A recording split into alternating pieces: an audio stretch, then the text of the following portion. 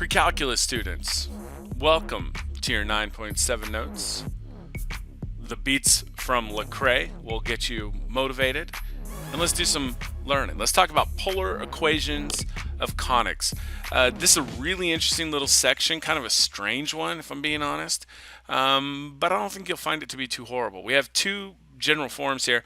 R equals EP over 1 plus or minus E, and one of them has cosine, the other has sine of theta. What this means, E is the eccentricity. We've dealt with eccentricity before. We saw it with our conics earlier in the year. P is a new term. That's the distance between the pole and the directrix. We actually somewhat saw that, I suppose, with when we dealt with parabolas, but we haven't dealt with the p-value, and we definitely haven't dealt with the directrix for any other conic, although strangely and surprisingly enough, it exists. So we're going to talk about that, and we're not going to go in too much depth as far as where that pole exists, what it looks like, things like that. We're just going to focus on the application side of it, of where is it, and how do we find it, and not worry too much about the sketch of that directrix.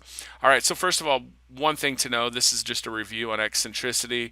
I didn't put it on here, but if our eccentricity is exactly 0, we'd have a circle. Now we're not going to be dealing with that shape today. If our eccentricity is 1, it's a parabola. I skipped over 0 to 1. That's the ellipse, not inclusive of either end. And if we have one that's more than 1, it's the hyperbola. Now, if we look down here, the directrix, when we see x equals plus or minus p, that's coming from the cosine theta version of our formula, like you see over here to the left, where when we have y equals plus or minus p, that's from the sine theta version of this formula. So again, another example of x and cosine being connected and y and sine being connected.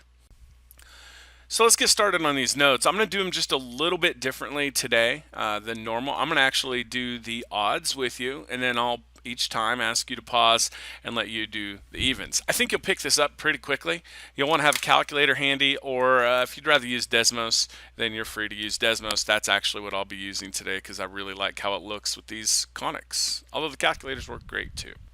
All right, so our job is to identify the conic and find E and P and the directrix, and we'll go ahead and while we're at it, sketch the graph. So what I look at on number 1 is I see that we are in the form R equals EP over 1 minus sine of theta. So I know from this form right here, I know that E times P has to equal 2. I know that E is the coefficient before sine theta. Disregard the negative value there. It's going to be positive. E is 1, and if I know that E is 1 and E times P is 2, you can do quick little mental math there and see that P would have to be 2. All right, so the directrix. I know the directrix because this has a sine of theta. I know it's going to be y equals. And because it's negative here, I know it's negative here, and we always use that p-value, so it's y equals -2. That's my directrix. All right, and then the last job we have here is just simply to sketch the graph. I've actually got it sketched for you here. Oh, look at that. I got a bunch of them, don't I? And you can see what this looks like. I'm going to use my little grab tool here and pull that over to my notes. And let's go here. And what I have is a parabola. Now, when you think about that, that shouldn't be too surprising because we saw already that we have an eccentricity of 1. That eccentricity of 1 tells us without question that we're going to have the parabola. But again, we've confirmed it with that graph. That's a nice sketch, isn't it?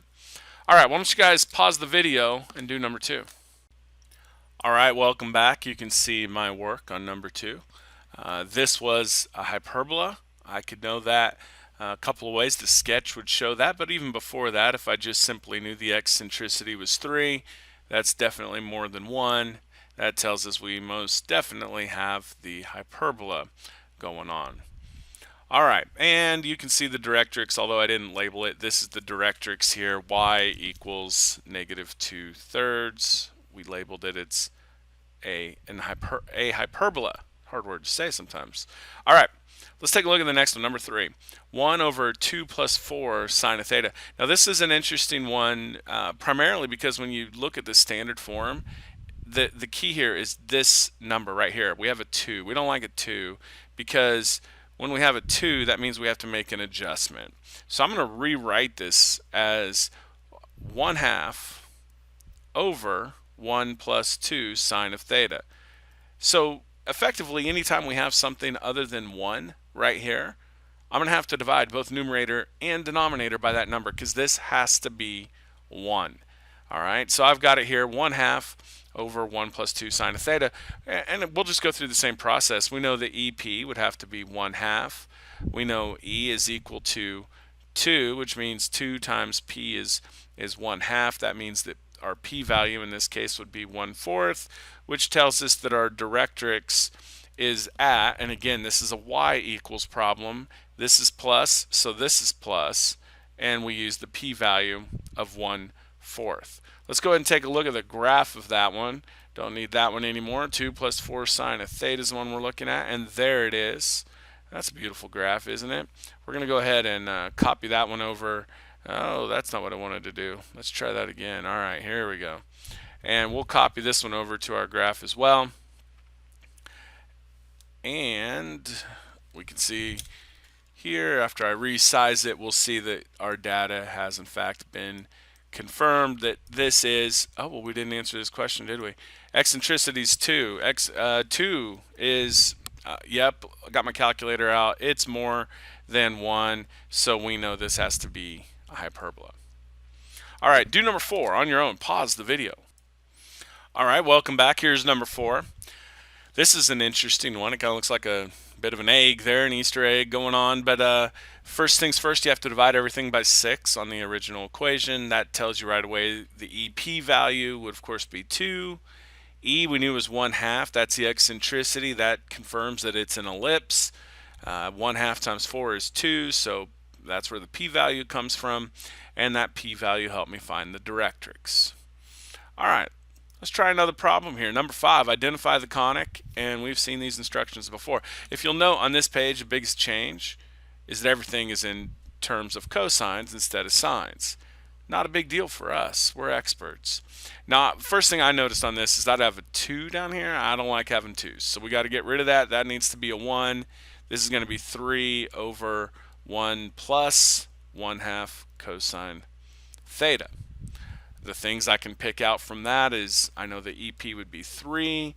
I know the eccentricity is right in front of the cosine. That's 1/2.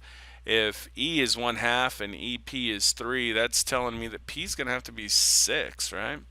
And I know that in this case, the directrix, this is cosine, so this is going to be x equals. This is a plus, which means this is positive 6. Directrix is x equals 6. Again, x comes from cosine, positive comes from the positive or plus sign that you see right there. And again, since the eccentricity is below 1, we know it's an ellipse. Our instructions say to graph it, or sketch the graph. That's what we'll do. And here it is right here. We have ourselves a nice, lovely ellipse. I'll copy that over to my notes, and I'm done with my sketch. All right, while I'm getting this copied over, why don't you guys go ahead and pause the video, and then you do number 6 on your own. You don't have to wait for me, just do it now. All right, welcome back. You can see my work on number 6.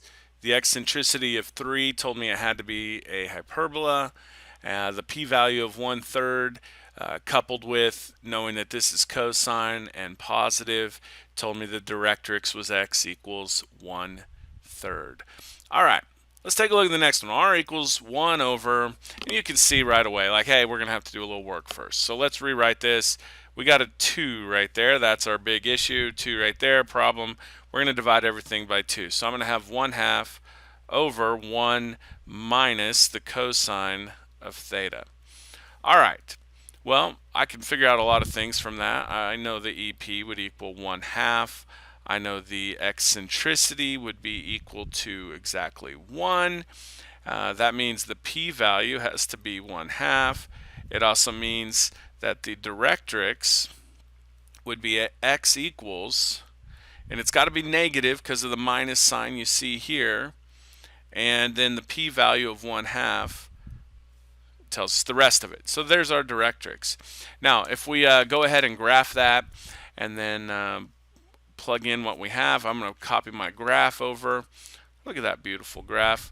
You know, we did actually, again, as if we had this problem, I had this problem. I failed to mention one thing. When I have an eccentricity of exactly 1, we know what shape that is. It is always going to be a parabola. By the way, let me show you one more quick thing. Some of you may have wondered, like, how did you get this polar grid? So if you're on Desmos and you hit the graph settings, you can see right here it says grid, and you can view it in rectangular or polar. It's fine either way, not a big deal. It's just you choose. All right, we have one left. Why don't you do number 8 on your own? All right, welcome back. You can see what I've done on number 8. It looks a whole lot like the others we've done. It's an ellipse that we could find by looking at the graph, or we could see the eccentricity of 3/5. Either way, that answers that question. The p-value is 1, and it's x equals because it's cosine, it's minus because of this minus, so x equals -1 is the directrix. One thing I kind of skipped over is at the start you did have to divide everything by 5 so that we could match the form of 1 plus or minus the eccentricity times the cosine. So there it is. All right, we have one more type to look at. This type we're working backwards actually. I don't think it's going to be too crazy for you, but we'll just follow the same format we have been. This time we know it's a parabola. Its eccentricity is 1. That's probably not necessary for them to tell us. And then we know the directrix is x equals 2. All right, so the key information to me is knowing the directrix is x equals 2. That tells me then that the p-value is 2. It also tells me that I'm going to be using, because it's x, I'm going to be using cosine. Because it's positive, I know it's going to be plus. You know what we're ready to do is we're ready to write our equation. E times p is 2. The denominator is going to be, it's always 1, right? This is positive, so this is plus. This is x, so this is cosine. And this is theta. The only thing that I failed to mention here was we have an eccentricity right in front of our cosine, and that eccentricity though is 1. So there it is, just like that. All right, let's do this last one together. The eccentricity is 3/4. It's an ellipse.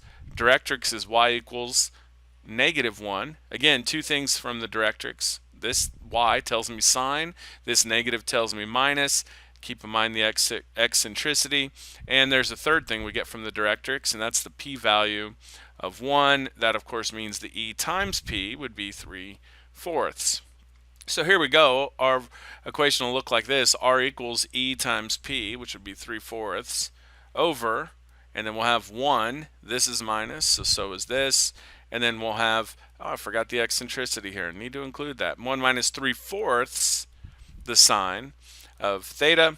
Now the only thing about this one, we've talked about this in the past, we don't like fractions over fractions, so I'm going to multiply both numerator and denominator by 4, like that, 4/4. So I'll get r equals 3/4 minus 3 sine theta. Now again, I didn't ask you the questions like what shape or where the directrix is because it's already given to you. Folks, I know it's a bit of a different type section, but I think it's one that you can definitely handle. Come to class ready to work, and you have a spectacular day.